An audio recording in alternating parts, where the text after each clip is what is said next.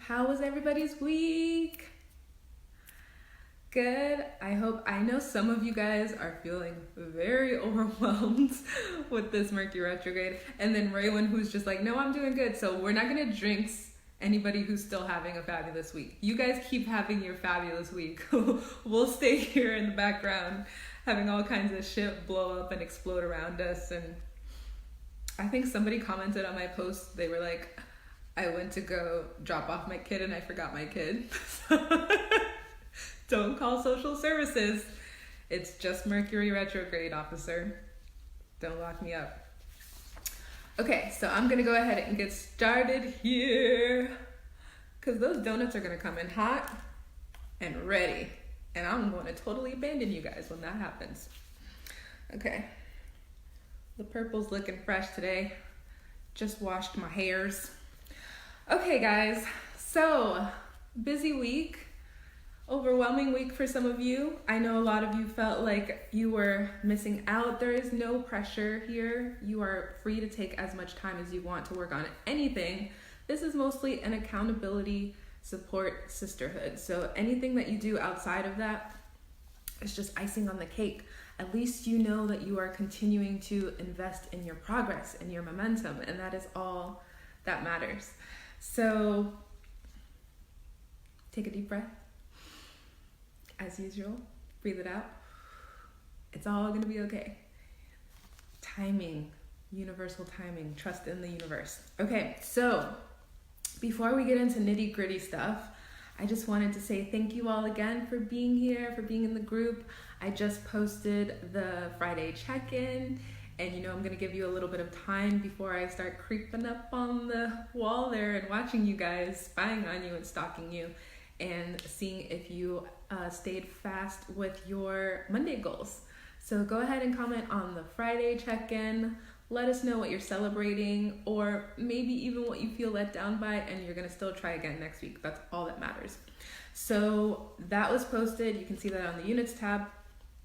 And also just show some love to our new ladies that joined us. As I mentioned in my last live, I opened the group up again for new entries because I feel like 2020 is coming in hot. It is waiting for no man or woman. And so I really feel like a lot of people are thinking like, oh crap, I do not want to be in the same space. So I want to open up this sisterhood for other people. I have a cap, but we can still keep it intimate with adding a few more ladies. And I think this weekend or next week, I'm also going to ask you guys to help me do like a little refer and invite some of your friends. But we'll worry about that next week. So just show some love to the new ladies who have joined. They are incredible. I love their personalities. And it's a new flavor of projects that they're all working on too. We have some really interesting job titles in the group now, so that's amazing. So before I do the training, I also wanted to just talk a little bit about like philosophy, or at least my philosophy. I don't know who else adopts this, but yes, I'm the queen of show up and glow up. Visibility is king. But you know what else? Mostly when I'm coaching my private clients, it's about the money and it's about the mindset, but not money mindset. Mindset is a strategy that is the most valuable in business. Honestly, without it, everything else turns to shit. So I'm really going to start to share that type of content a little bit more, and especially have it reflected in the challenges that we do. And I hope you all are okay with that, because blocks and resistance and trauma and grief and stress and limiting beliefs and all the other fancy hyperbole words that are going out there in the world, it's real. That stuff is real. And I feel like at this point, there's so many books on Amazon that you can read or conferences you can attend where you're going to hear people that are world famous say the same thing all over again. Probably started with Tony Robbins, probably started with Bob Proctor. It started way before our time. Mindset is key. So mindset and money. And money for me is not just about the greed or the capitalism, or I just really want to be just like flowing in money. I really believe in the intention of money. So as much as you see me throw the money bags around, it's like one of my favorite emojis right now. I believe the intention of money is really powerful, and can make your money more purposeful. So we're going to be talking about that in Up Level. I'm so excited for the ladies that are joining. I just announced that last night, by the way, so don't feel like you're missing out on anything. You still have until the rest of the day. But yes, money and having an intention for your money is super important. And I feel it's very directional. You probably have heard me use the term North Star. I think having a North Star for you to follow so that you don't, do what people say you should do, and you do what feels aligned to you, aligned to your energy, your personality, and your actual true values. I mean, do people even talk about values anymore? Not a lot of these BS six-figure coaches are talking about values. They're just talking about sales. So that's definitely something I always want to make sure is at the top of your mind and that you'd never forget. So for example, an intention for your money it can kind of be like a goal per se, but when we think about money goals, we're usually thinking about the numbers still. We're thinking about, I want to make X amount for this month, or, I want to get that new car and it's going to cost this. So how many sales or how many products do I need to sell? So that's one way of looking at it. But I feel like an overarching intention for either your day or for your week, for your year, and for your life, for your legacy, is even more of a valuable thing. It really keeps you on track, and it keeps you in those moments of darkness or overwhelm or just feeling like you're in a hole and you can't figure out where to start or how to get ahead. It is a great North Star to have. So for example, for me personally, in my 20s, when I realized, oh shoot, I'm really on track to be an entrepreneur and reach my 10-year mark having a career as being an entrepreneur, I really started to think, okay, my intention is that I want to be that person that feels super abundant and financially free. Yeah, I want to be location independent, which means I have enough money that can cover me living wherever I want. Yes, but mostly my intention was that I wanted to have something concrete in place that would help me reach really high goals for my income from my own jobs that I created for myself, so that no matter what family member came to me and no matter what they asked for, I'd be able to say, yeah, I got that for you. I mean, my grandmother and my aunt on my mom's side, they are horrible with cars. It's an inside joke in our family. They always have their car break down. They never take care of it. In fact, my dad too, but he's so much older, so we give him a pass. We give him the elderly pass. But my mom and my aunt, seriously, it's crazy. It's so bad. So, they constantly need to get new cars, and it's just oh my gosh, they keep getting used cars to replace their cars. So I would be that person that would be okay, I can take care of my family member and be able to buy them a new car, or do the same thing that we see, when people do their Oscar speeches. It's yeah, Ma, I bought you a house. Thank you so much for supporting me this whole time. That's not just for celebrities. We can take care of our family. We can take care of our parents. We can be that person. So it's definitely been an intention of mine since my 20s for me to be the person in the family that everybody can rely on. And that requires money sometimes. I'm really good at just giving joy and bringing joy, but sometimes you got to bring the dollar bills. You know what I'm saying? So I think setting an intention would be a great exercise for you guys to do right now, today. If you're watching in this moment, if you want to share it publicly, go ahead. You might have several, honestly. I know I have several. So drop one in the comments. Let me know what your money intention is, or one of your money intentions. And then when you have some downtime today, a moment of peace to yourself, journal out what some of your money intentions are going forward. What do you want to put as purpose behind the money that you earn? And I promise you guys, even for those of you who aren't as woo-woo or spiritual as I am, or the rest of us in the group, the universal law is true. There is a universal law, and the energy you put out is the energy you attract. That comes from how much you're stressing over your bank account. If you're putting out that desperation energy, you're attracting that desperation energy. If you are putting out intention, you will receive momentum from the universe to bring you the clients that you really want to work with, to bring you the sales, to bring you the ideas that you didn't even think of, to bring you opportunities and collaborations. So when it comes to business, I fully believe in that. So set an intention, share one with the group, and I'd love to hear what you guys have. Okay, so let's go ahead and get started on this mini training. We are going to be talking about ideal and target audiences in Up Level 111. We did talk about it in the business challenge briefly, and I gave you some tips on how you guys can get that jump started, like spying on your competition and using yourself to evaluate, or looking at your past history and what were your most popular sales or items or packages or services. But we're going to go into depth when it comes to Up Level 111 next week. So for now, I just wanted to, there were so many questions. There were so many questions this week and so many different scattered threads and emails and private messages to me. I am going to really work hard this weekend to figure out a way to make sure I don't miss anything, one. But two, I want to be able to make sure that we have like a more systematized way of keeping track of questions so I can help you guys out.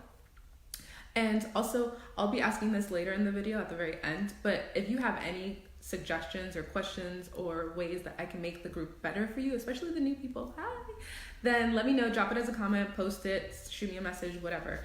But I would love to get all of that stuff organized because I really want to be helpful and supportive for all of you, and like a lot of you have similar questions, so that's why I decided to pop up on you today with this little mini training. Is that throughout all the noise, the main pattern this week was audiences, target audience, target client, dream client. There's so many different ways to word the same thing. Basically, who do you wake up and wish that you could sell to and work with? That's what we're going to cover right now.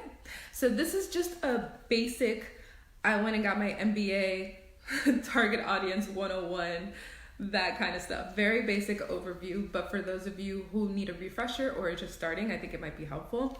You know that I'm like the anti-should, so I don't really follow the whole mainstream way of defining a target audience. That's what we're going to be covering in Up Level 111, is that for one, I 100% wholeheartedly believe in the power of worldviews. I think worldviews are much more profitable than just, oh yeah, this woman drives an Escalade or like lives in a suburban home with her 4 kids that go to private school, or you know what I mean? It's just like, or she's 50 and she likes granola bars. Like, I think it can get a little bit more valuable than that. But I'm going to cover the basics for you guys and give you some examples. And I want you to follow along and do an exercise, almost like a little homework assignment, and use these examples I have to come up with one product and one service idea that you could sell to these example target clients and target customers. And whoever does that, I might just give you guys a huge gift, like a really big gift, because I want to actually see you do the work. Okay, so this is just a base. You probably all have seen like breakdowns of this, but I have 2 different examples here that I just drew up. Yes, I take my shit seriously. I write a lot. So these are just 2 examples, and they're based on real people. One is just from networking, and the other is someone that a lot of us already know. And so I'm going to go over the breakdown of these and see if you start to notice ideas that you could use in your copywriting, in your messaging, coming up with new products.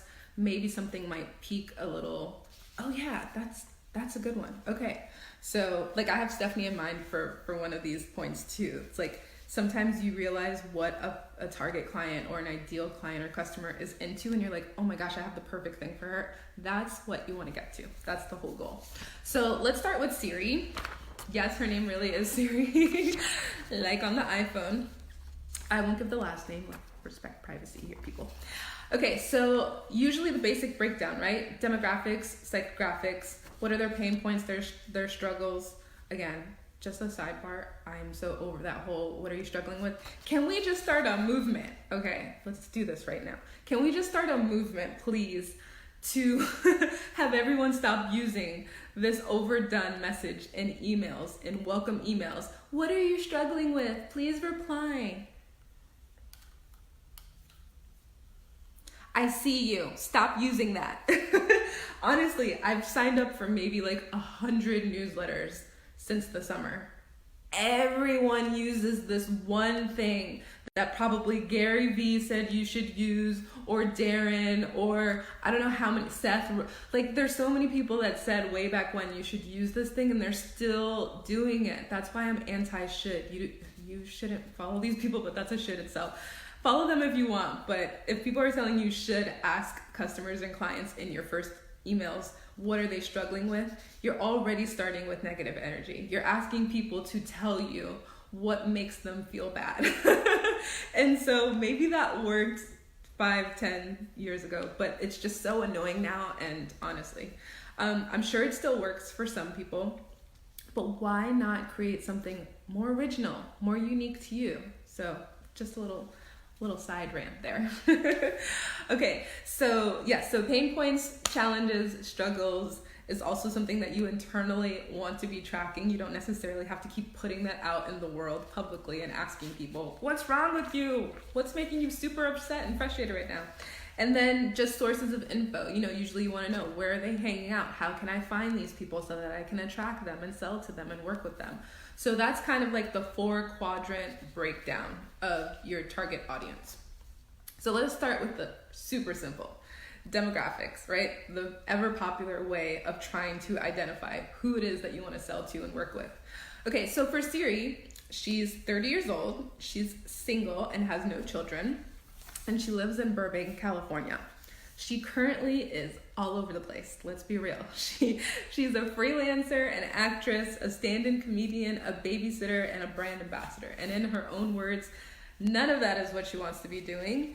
And so, this is a person that's kind of just like doing all those odd jobs because they so desperately want to be an entrepreneur, but they just don't really see a clear path, right? That is what I get from this when I'm reading that, okay? Because I don't think anyone woke up and said, in my 30s, I want to be a babysitter and sell things on Instagram for a 2% commission rate, okay? The actress thing, I know that she still likes that. And the stand-in comedian thing, she absolutely likes that. But she really wants to inspire people and be an entertainer and be a motivator of some sort. So, by the way, the rest of this information for both of these people are collected from me actually watching, observing, researching them, and only one thing did I do as like a question. Because obviously a lot of people, unless they agree beforehand to be interviewed, they're not just going to volunteer all of this information. So you actually have to do the work and be a pro master observer. So I did as much as I could on my end, just from researching and standing back and watching in all the different places. And then at the very end, when I had questions or I felt like there were gaps in, okay, how could I really reach this person at the end of the day? That's when I chose 1 or 2 questions to go, hey, I just want to connect with you and I want to ask you XYZ. So just a heads up on that. So when it comes to demographics, how can you find out this information? I'm pretty sure you guys already know the answer to this because we're on Facebook right now, and that is one of the first ways you can do that. So the demographic info, you're usually going to see their birthday on the About page if it's made public, or you're going to be able to see if they have a family. Usually, for the most part, family people do put their cover photo or their profile photo with their kids or their husband or their wife, and you can see what city they're located in, either their hometown or their current city or something like that. Then you use Instagram, LinkedIn, all that good stuff. Follow them around, YouTube, what are TikTok? I know Caitlin knows about TikTok, or all these new things the kids are doing these days. So that's an easy way to just get that basic info. So she got a bachelor's, her income is a typical freelancer. It's unexpected. So we don't really know what it is, but we know that it's not reliable. Okay, so then we go over to psychographics. So what does psychographics mean? Ooh, big words, Letitia. I'm just kidding. You guys already know what psychographics mean. How do these people think? What do they believe? What are their values? All that good stuff. So for me, I just go for the basics on this one, on this exercise. So goals, what are some of their goals?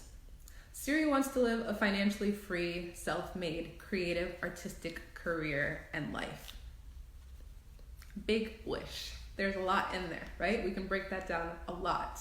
Her values are believing in the power of manifesting, youthfulness, lightheartedness, joy, voting. She believes in the power of voting, people. Go vote. I think actually the local voting is over. Okay. And also, I love this. She believes in drinking Lucky Charms matcha with marshmallows at Starbucks. So that's a value. Being adventurous, inner child play. She loves Ben and Jerry's. That's definitely an important value. Being a lover of people, being a teacher, and being inspiring. So those are some of her values. And I think also, if I'm being quite fair, the values of a single person too, because I know what it looks like when I start making my values thinking about family. Okay. Her quote. So this is something that you won't see on these templates for the most part, but this is something that I add when I'm doing this type of exercise, is what is a quote that you've seen them put in their own words, some of their struggles or pains or challenges or wishes, goals. What are they trying to attain for themselves? So usually I'll take a handful of quotes and then distill it down to what I feel like is the most important after I look at it. Or you could just do one quote, but just make sure it's something that's actually valuable to why you're doing this exercise, which is you want to work with them and you want to sell to them eventually. So her quote is, I've come to terms with the fact that my path needs to be a little less than normal, but I haven't quite figured how to get that path yet. So a woman after my own heart, she believes in leaving the status quo aside and going after what she loves to do. But that in this kind of society and our culture, the way that it is today, is very difficult, right? Because there's no clear path to follow that and feel like you are going to be okay. So totally resonate with that there. Okay, so let's hop to the pain points, the infamous pain points and challenges and struggles. So this is quadrant 3. So usually I break this down into just challenges and pain points, and they're two totally different things. And we'll be going over this in Up Level 111 as well. So challenges, some of them for Sirius. She wants to start a company, any company that makes use of her passions and skills, but she doesn't know what product to start with. She feels like it has to be something specific, and she doesn't know where to start. She loves being an artist, and she loves singing and entertaining, but she lacks any marketing skills to put herself out there. Yeah, visibility is key, people. All right, she lacks role models and expanders in her niche, and this gives her a lot of anxiety, and in general, she just suffers from anxiety. So those are some of her challenges. Some of her pain points. She struggles with being a 9-to-5 type right at this moment, but she absolutely does not want to work a 9-to-5 job, and she can't figure out another place to exist in the world the way she wants to. Some of these breakdowns are, her parents think that she's weird because she's not traditional. She hates temp office jobs, but she's constantly working at them because she wants to feed herself. She has zero skills outside of performing arts, or at the very least, that's what she thinks. After following her, I know that that's not the case, people. Obviously, we are all very skilled and talented human beings. She has credit card debt and back rent that needs to be paid, and she has unstable, unreliable income. She feels hopeless and worthless. That sucks. Hate to see young people going through that.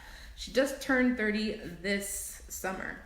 So sources of info. So sources of info is usually my 4th quadrant that I put down of places where you can find out more information about these people or where they're hanging out or how you can attract them.